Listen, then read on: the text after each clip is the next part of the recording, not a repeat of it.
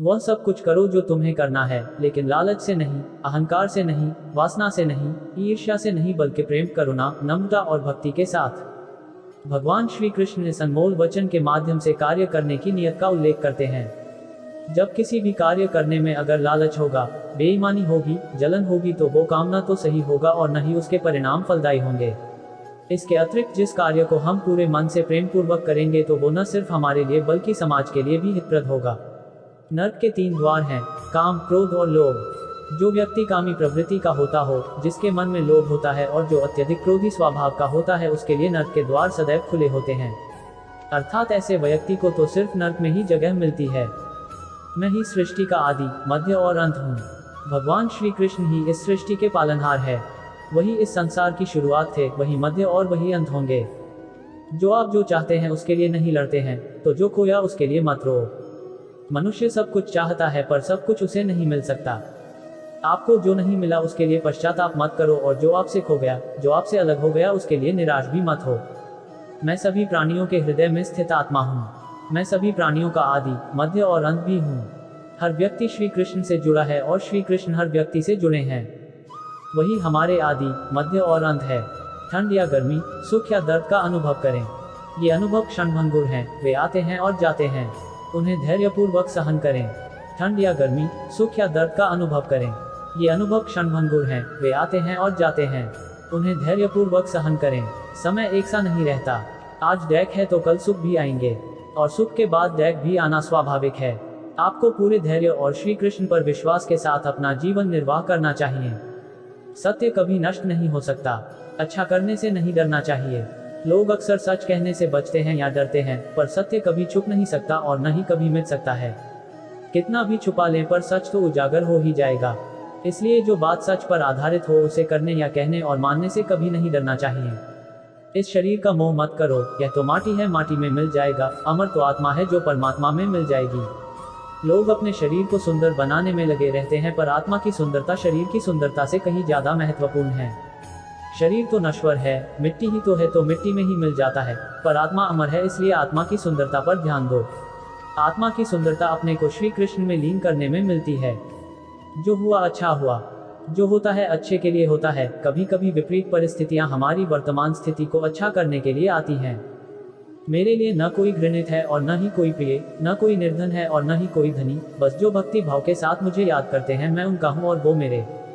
Krishna court Shri Krishna उन्हीं के हैं जो श्री कृष्ण के हैं। भगवान तो बस प्रेम भक्ति के भूखे हैं। जो भी उनकी भक्ति में लीन होता है, जो भी प्रेम से उन्हें याद करता है, वो सदैव उसका कल्याण करते हैं। मन चंचल है, इसे और संयमित करना कठिन है, लेकिन यह अभ्यास से वश में हो जाता है। मन चंचल होता है, यह इधर उधर भागता है और किसी भी कार्य की एकाग्रता का दुश्मन है। लेकिन यदि यह व्यक्ति के वश में हो जाए तो इससे अच्छा कोई मित्र नहीं है। मन को एकाग्र करना जरूरी है, बस थोड़े से प्रयास और अभ्यास की जरूरत है। मैं हमेशा तुम्हारे साथ और तुम्हारे आसपास रहता है, चाहे तुम कुछ भी कर रहे हो।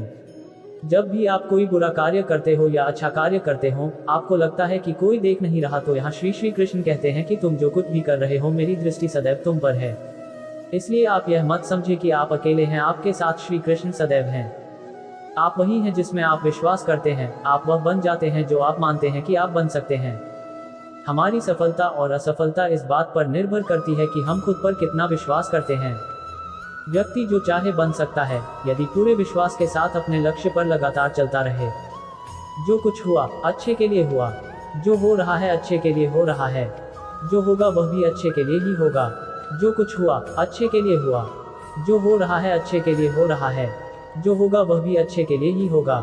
तो सकारात्मक रहो और अपना कर्म करो।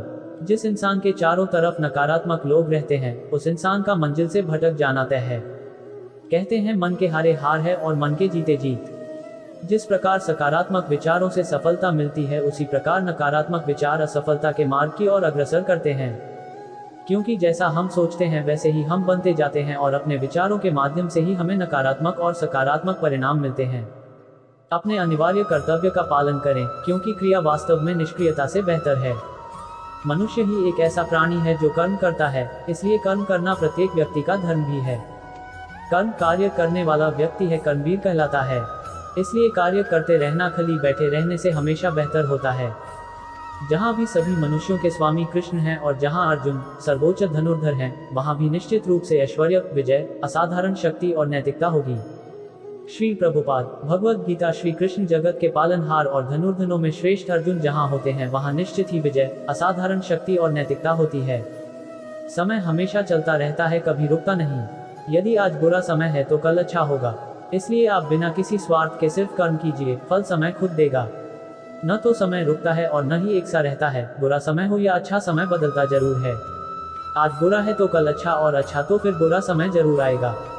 सुख के बाद दैक और दैक के बाद सुख आते जाते रहते हैं, इसलिए इस पर हमारा कोई वश नहीं है, लेकिन कर्म पर हमारा वश जरूर है। आप सिर्फ कर्म करिए, फल की चिंता किए बगैर। समय आने पर फल जरूर मिलेगा।